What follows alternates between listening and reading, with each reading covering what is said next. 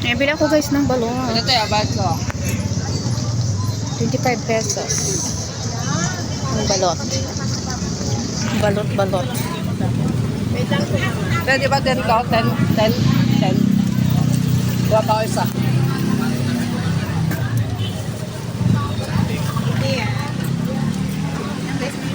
Balot. 575 plus 1 pay.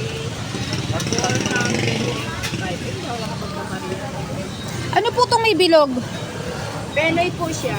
Ah, okay. Gusto ko balot. Yung may ano na. Yung papalit lang muna po yun. Hindi pala papalit siya. Tayo, hindi tayo nakapagpapalit. Wala na siya. Sabi ko pa naman magpapalit tayo.